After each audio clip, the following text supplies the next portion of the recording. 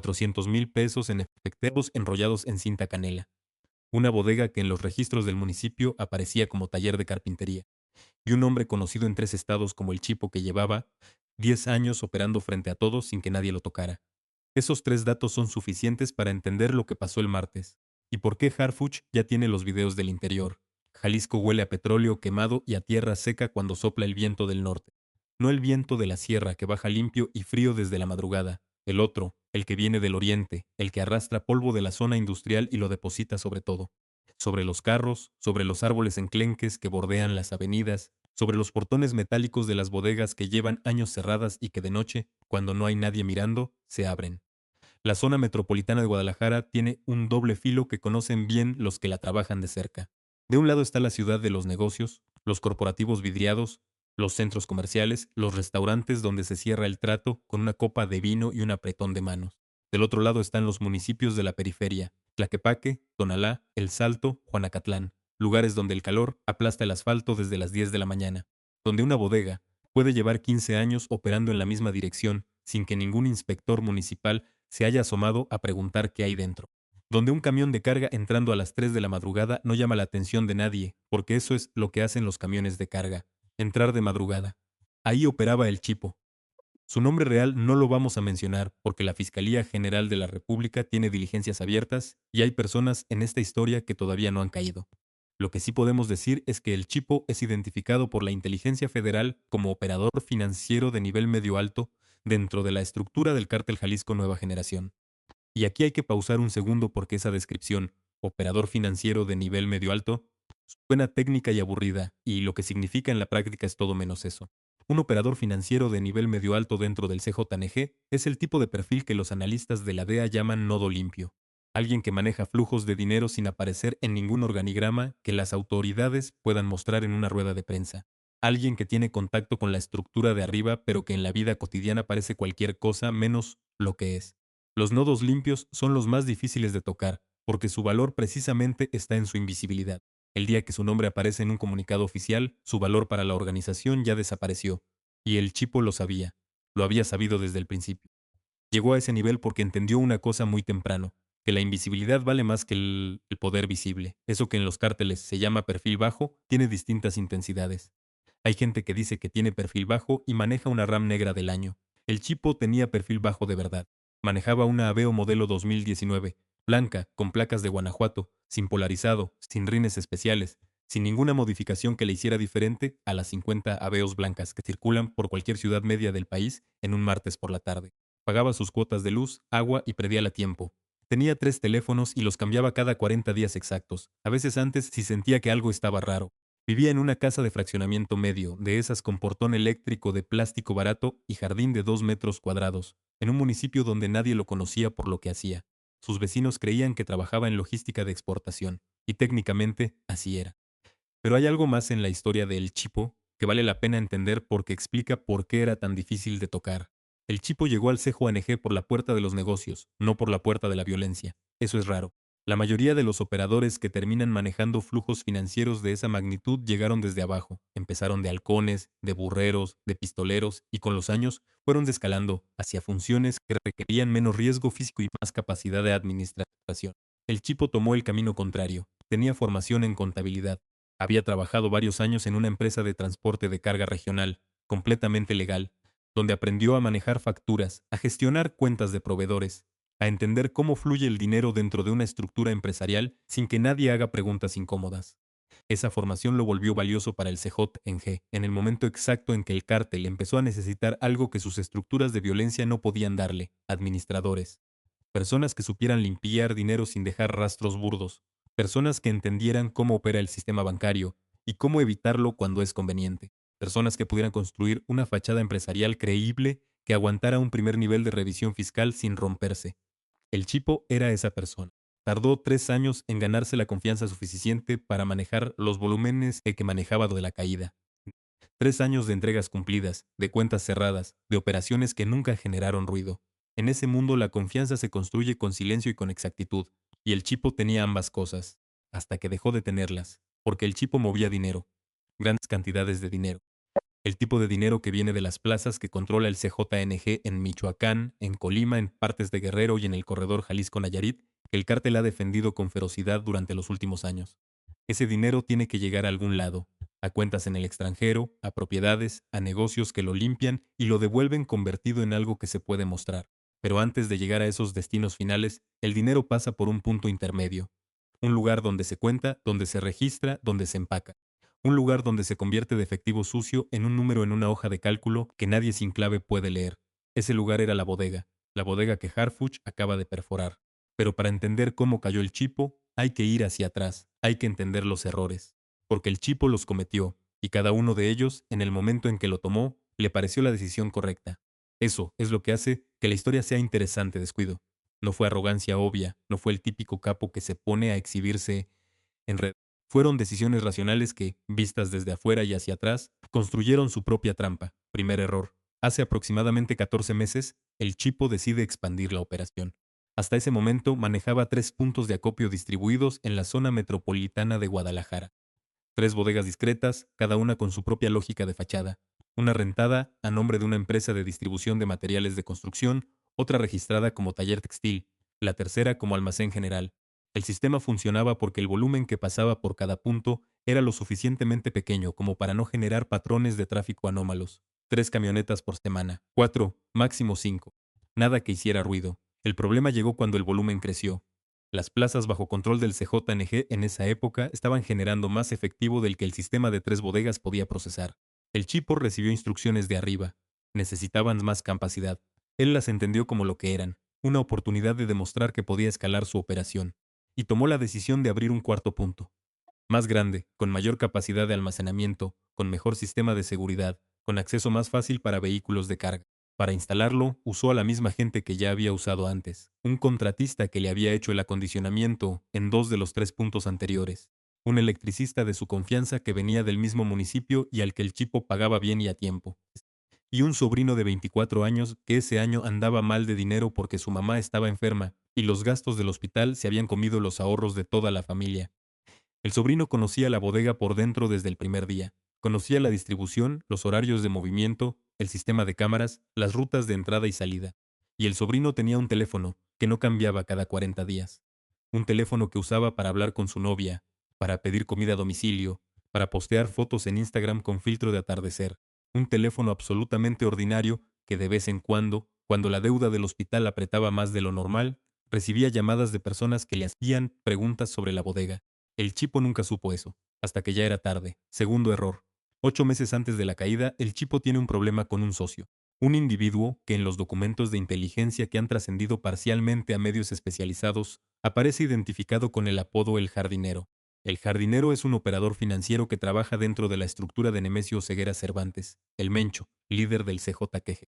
El Jardinero y el Chipo no son iguales en jerarquía. El Jardinero está un escalón más arriba, maneja corredores de mayor volumen, tiene más años en la estructura y más acceso al primer círculo. La disputa entre los dos tiene que ver con comisiones. El Chipo considera que le están cobrando de más por el paso de recursos en ciertos corredores que él considera dentro de su territorio de operación. El jardinero considera que el Chipo está confundiendo territorio con propiedad, que el corredor es del CJG y no de ningún operador específico, y que las comisiones están fijadas por gente que está muy por encima de los dos. En cualquier empresa, esa disputa terminaría en una reunión con recursos humanos o con el director general. En el CJG, ese tipo de conversaciones terminan de otra manera, y los dos lo saben. Por eso el Chipo decide no escalar el conflicto directamente. Decide, en cambio, protegerse. Hay que entender cómo funcionan las disputas de comisiones dentro de una estructura criminal de ese tamaño, porque la lógica no es tan diferente a la de una empresa corporativa con malas prácticas de gobernanza. Las comisiones que cobran los operadores de corredores son porcentajes sobre el volumen que pasa. Un corredor que mueve 100 millones de pesos al mes genera comisiones que pueden ir del 2 al 5%, dependiendo del riesgo del tramo, del número de puntos de control que haya que pagar, de los acuerdos que la estructura tenga con autoridades locales. Eso es dinero real. Y cuando alguien en la cadena siente que el porcentaje que le llega no cuadra con el volumen que él sabe que pasó, la primera reacción es exactamente la misma que en cualquier negocio: revisar las cuentas. El problema es que en este negocio, pedir que te muestren las cuentas puede interpretarse como desconfianza. Y la desconfianza, dependiendo de quién sienta que te estás poniendo desconfiado, puede costar caro. El Chipo sabía eso. Por eso no pidió una reunión. Por eso no mandó un mensaje por ningún canal oficial preguntando por los números. Lo que hizo fue más discreto y más peligroso al mismo tiempo. Empezó a construir su propio registro paralelo. Cruzaba los montos que él sabía que habían pasado por su parte de la operación con los reportes que le llegaban de los corredores del jardinero. Cuando encontraba discrepancias, las anotaba. Fecha, monto, diferencia, descripción de la operación en clave, y así fue llenando la libreta. Y la forma en que decide protegerse es documentar. Empieza a guardar registros de los movimientos, capturas de pantalla de comunicaciones, fotografías de documentos, apuntes manuscritos con fechas, montos, nombres de guerra y descripciones de operaciones. La idea es tener con qué defenderse si las cosas se ponen feas con el jardinero. Un archivo que demuestre quién hizo qué, cuánto pasó por dónde, y quién autorizó qué operación. Una póliza de seguro, le llaman algunos a ese tipo de práctica dentro de las organizaciones criminales. Prueba de vida, garantía de que si te tocan, ellos también caen. El problema con esa lógica es que funciona mientras el archivo lo tenga tú. El día que cae en manos de la autoridad, deja de ser tu póliza de seguro y se convierte en el mapa más detallado que los investigadores hayan tenido en meses. El Chipo guardó ese archivo en la bodega. Tercer error. Y este es el que lo hundió de manera definitiva. 2 meses antes de la caída, el Chipo cambia sus hábitos de comunicación. Deja de usar los canales habituales que su estructura tenía establecidos, los mismos que había usado durante años sin problema, y empieza a usar una aplicación de mensajería cifrada que alguien de su confianza le recomienda. Le dijeron que era a prueba de todo, que las agencias no habían logrado penetrarla, que varios operadores del nivel de él ya la estaban usando sin problema, que era el estándar nuevo, que los canales viejos eran los que estaban comprometidos. La aplicación llevaba semanas comprometida. Para entender qué significa eso en la práctica, hay que entender cómo funciona la penetración de plataformas de comunicación en el contexto de la inteligencia criminal en México. Cuando los analistas hablan de una aplicación comprometida, no siempre significa que entraron al servidor central y descargaron todos los mensajes.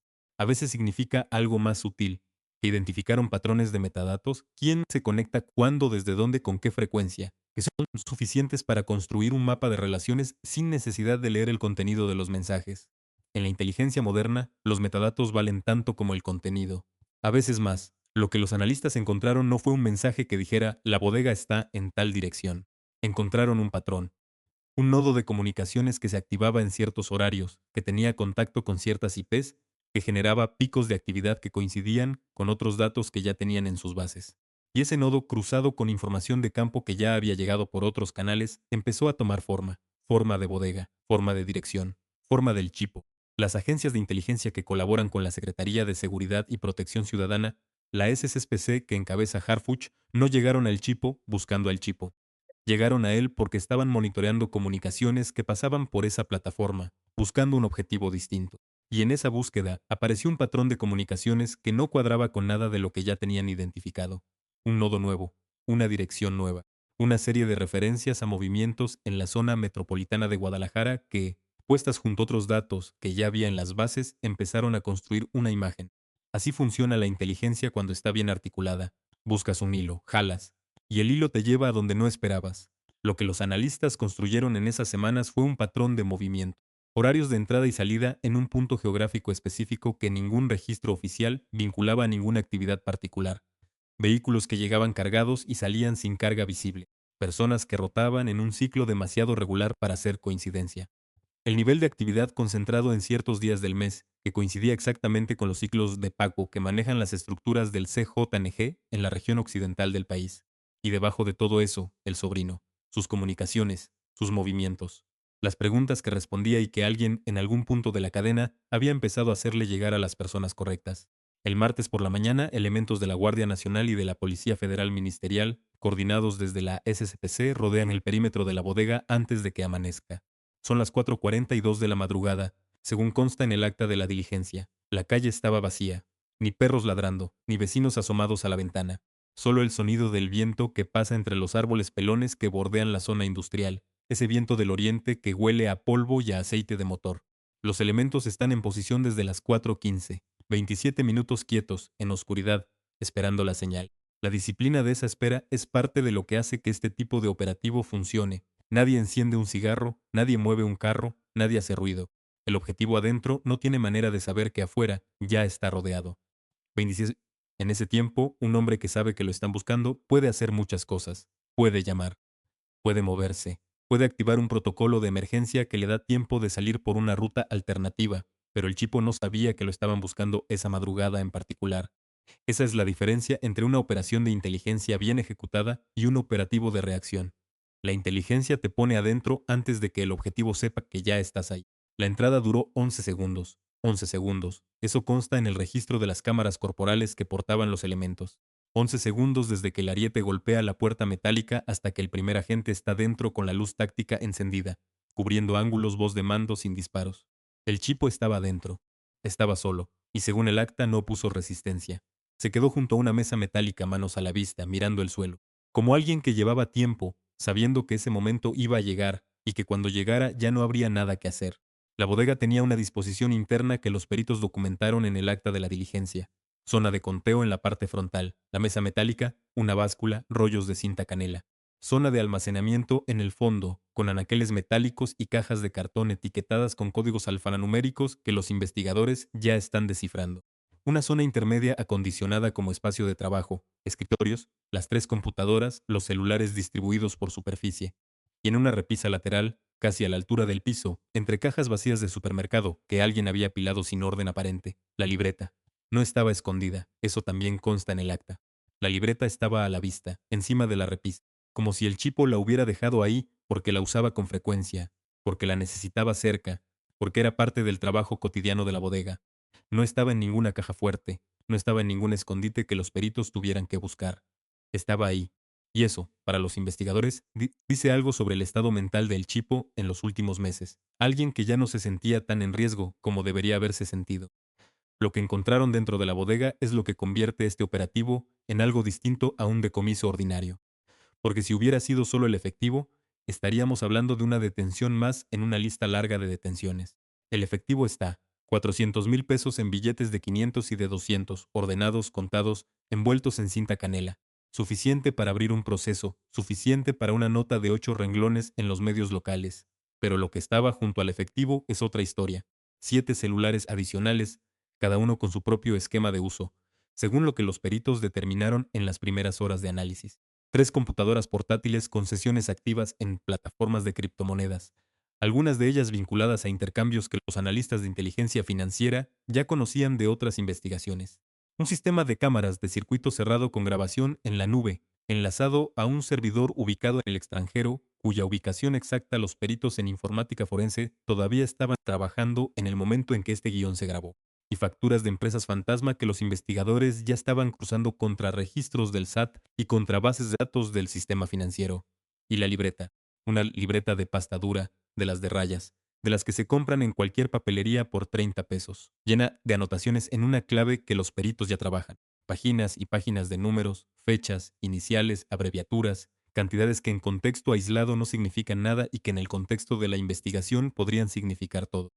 La libreta es el elemento que cambia la dimensión de este caso, porque según información que ha trascendido a periodistas del BIT de seguridad, citando fuentes cercanas al proceso de investigación, en esa libreta hay referencias a movimientos de recursos vinculados a 2 figuras específicas, una identificada con el apodo El Mencho, que la inteligencia federal relaciona con Nemesio Ceguera Cervantes, líder máximo del CJNG.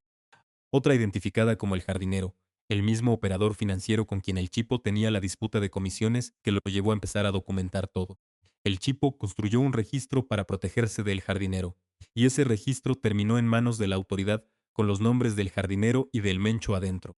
Ahora hay que leer el comunicado oficial, y hay que leerlo 2 veces. El comunicado que emitió la SCPC en relación con este operativo dice, en su parte central, que se detuvo a un presunto operador financiero vinculado a actividades ilícitas en la zona metropolitana de Guadalajara. 16 palabras. 16 palabras para describir una operación que involucró semanas de inteligencia, coordinación de múltiples fuerzas, análisis de comunicaciones y el trabajo de peritos especializados en informática forense y análisis financiero. Esas 16 palabras están elegidas con precisión quirúrgica. Fíjense en lo que está y en lo que no está. Está presunto, usado con más cuidado del habitual. Señal de que la investigación tiene capas que todavía no están cerradas. Está operador financiero, que define el perfil sin nombrarlo ni ubicarlo en ninguna jerarquía específica de ninguna organización nombrada. Está zona metropolitana de Guadalajara, que da geografía sin dar dirección exacta, sin permitir que nadie reconstruya con precisión dónde estaba la bodega. Pero lo que no está es igual de importante. El comunicado omite el apodo, omite nombrar al cártel de forma directa en el encabezado, no describe la bodega y guarda silencio completo sobre la libreta. Habla de material de interés para la investigación y se detiene ahí. 4 palabras.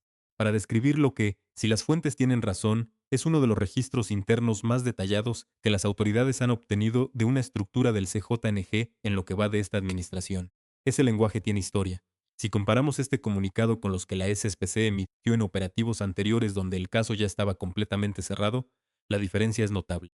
En esos casos, el comunicado nombraba el apodo, describía el decomiso con detalle, listaba los delitos y mencionaba el proceso judicial en curso. Aquí, el comunicado es más corto, más vago, más cuidadoso, y esa diferencia dice algo. Dice que el caso no está cerrado, que lo que cayó con el chipo es el comienzo de algo, no el final. El silencio sobre la libreta tiene una explicación práctica. Mientras más tarda en hacerse público lo que contiene, más tiempo tienen los investigadores para actuar sobre esa información antes de que los destinatarios sepan que existe. Cada nombre en esa libreta es potencialmente una orden de aprehensión, pero para convertirse en eso tiene que pasar por peritos, por fiscales, por jueces. Y durante ese proceso, el factor tiempo vale dinero, vale libertad, a veces vale vidas. Hay otro elemento en el comunicado que vale la pena señalar, el verbo que usaron para describir la actuación. El comunicado dice que los elementos aseguraron el material. No encontraron, no hallaron, aseguraron. Esa distinción legal importa porque asegurar implica un proceso de custodia específico, con cadena de evidencia documentada, con peritaje formal, con validación judicial. Cuando la SCC usa asegurar en lugar de verbos más genéricos, está señalando que ese material ya está dentro de un proceso legal formal que tiene una trayectoria definida hacia un juicio, que ese material no va a desaparecer en un cajón de una delegación. Ese verbo es una garantía implícita. Y en el contexto de una investigación que todavía tiene piezas en movimiento, es una señal deliberada. Hay algo más que el comunicado no dice. Un nombre de guerra que circula entre periodistas que cubren la fuente de seguridad en Jalisco y que no aparece en ningún documento oficial público. Alguien que, según esas fuentes, fungía como enlace entre el chipo y la estructura directa del jardinero. Alguien que conocía la bodega, que conocía los ciclos de operación, que estaba en el circuito de comunicaciones y que en este momento, según la misma fuente, todavía no ha sido localizado. Ese nombre es la pieza que falta en el comunicado, y probablemente es la razón por la que el comunicado dijo lo que dijo y no más. Para entender por qué este operativo lleva la firma de Harfuch, hay que entender cómo opera Harfuch. Omar García Harfuch viene de la inteligencia. Pasó años dentro de la Agencia de Investigación Criminal antes de tomar la Secretaría de Seguridad de la Ciudad de México, donde articuló golpes que desmontaron estructuras completas, desde la Unión Tepito hasta fragmentos de la familia michoacana con operación en la capital. Su método prescinde del espectáculo. Mientras otros funcionarios hacen ruedas de prensa con trofeos apilados detrás y videos de helicópteros que se viralizan en redes, Harfuch publica un comunicado de 3 párrafos y vuelve a trabajar. Lo que hay, si uno sigue la secuencia de operativos a lo largo de los meses, es una lógica encadenada que los analistas de seguridad han empezado a documentar con atención. Y hay un patrón que se repite. En enero de este año, la SSPC anunció la detención de un presunto operador logístico en Sonora. Comunicado escueto, 4 líneas. Nadie le prestó demasiada atención. 3 semanas después, escayó un segundo objetivo en Sinaloa que los medios especializados vincularon directamente con el primero. El operador de Sonora tenía información que llevó a la localización del segundo. En marzo, usando documentación obtenida en esas 2 detenciones, la SPC ejecutó una orden de cateo en Baja California que produjo el decomiso más grande del año en esa entidad. 3 operativos. 3 meses. Una sola cadena. Ese es el patrón Harfuch. Un operativo abre una puerta que lleva a otro operativo. Una detención genera documentación que activa una orden de aprehensión. El elemento visible, el que llega a los medios, es la punta. El trabajo que lo precede está debajo, en semanas de análisis, en meses de paciencia, en cientos de comunicaciones monitoreadas y archivadas, hasta que el patrón queda suficientemente claro. Harfuch tiene 44 años, es joven para el cargo que ocupa, y eso, combinado con su formación en inteligencia, produce un estilo de trabajo que los que lo han observado de cerca describen de manera consistente, enfocado en resultados verificables, sin interés en el ruido mediático de corto plazo, con una tolerancia alta para el tiempo que tarda construir un caso sólido. Los operativos que anuncia son operativos que ya están cerrados en su parte de investigación. Lo que muestra en el comunicado es el remate. El proceso ya terminó antes de que nadie supiera que empezó. Harfuch también sobrevivió a un atentado. En 2020, cuando era secretario de Seguridad de la Ciudad de México, el CJNG le tendió una emboscada en Lomas de Chapultepec. 3 escoltas murieron. Él sobrevivió con heridas graves. Eso no lo alejó de la institución, lo asentó. y los que trabajan con él dicen que desde ese día opera con una claridad que no tiene nada que ver con el rencor y todo que ver con el enfoque. Sabe exactamente a qué se enfrenta. Lo ha visto de cerca, y eso en el cargo que hoy ocupa produce un tipo de determinación que es difícil de fabricar en un escritorio. El caso del Chipo encaja exactamente en ese patrón. La semana de la bodega fue la semana del remate. Las semanas anteriores, las que nadie vio, fueron el proceso, y el proceso no terminó con la bodega. Hay una orden de localización activa en este momento, a nombre de quien depende de lo que los peritos encuentren en la libreta, en los celulares, en las computadoras, en el servidor extranjero, que los especialistas en informática forense todavía estaban analizando en el momento en que este guión se grabó, pero está activa. Y las fuentes que siguen el caso dicen que si la libreta contiene lo que se presume que contiene, esa orden de localización se convierte en algo más grande antes de que acabe el mes. Hay que entender qué significa eso en términos prácticos. Una orden de localización es el paso previo a una orden de aprehensión. La diferencia es el nivel de evidencia que el Ministerio Público tiene en mano para presentar ante un juez. Con lo que cayó en la bodega, si los peritos confirman lo que las fuentes dicen, el Ministerio Público va a tener algo que los jueces de control difícilmente pueden ignorar: un registro interno de operaciones financieras con nombres y montos, vinculado directamente a dos de los operadores más buscados de la estructura del CJNG en el occidente del país. Eso es lo que la libreta de 30 pesos puede convertirse. El jardinero sabe que la bodega cayó. Tiene que saberlo en estas estructuras. Cuando un nodo cae, la información viaja en minutos. La pregunta que los investigadores están haciendo en este momento es qué hizo con esa información. Si movió recursos a otros puntos, si cambió sus canales de comunicación, si desapareció temporalmente, como hacen los operadores experimentados cuando sienten que el cerco se está cerrando. Desaparecer durante semanas o meses es una táctica conocida. Reduces tu huella, esperas que la presión baje y cuando todo parece tranquilo reaparecer. El problema con esa táctica es que la presión debajo de Harfuch no baja. Sigue. Cada movimiento que el jardinero haga desde ahora deja una huella. Y la inteligencia desplegada en la región occidental ya no está buscando a El Chipo, que ya cayó. Está mirando hacia arriba, hacia los nombres que están en la libreta de pasta dura que el Chipo guardó como póliza de seguro y que terminó siendo exactamente lo contrario. Hay un nombre de guerra que los periodistas que cubren la fuente tienen desde hace días. Un nombre que aparece en comunicaciones internas que han trascendido parcialmente, que no está en ningún comunicado oficial, que la Fiscalía mantiene bajo reserva mientras los peritos terminan su trabajo. Ese nombre conecta a El Chipo con el jardinero, y el jardinero con algo que está encima de los dos. Si no estás suscrito a este canal, activa la campana ahora mismo, porque el día que ese nombre salga, el video va a estar aquí antes que en cualquier otro lado, y ese día se está acercando. La bodega cayó, el Chipo está detenido, la libreta está en manos de los peritos, y el jardinero todavía está libre.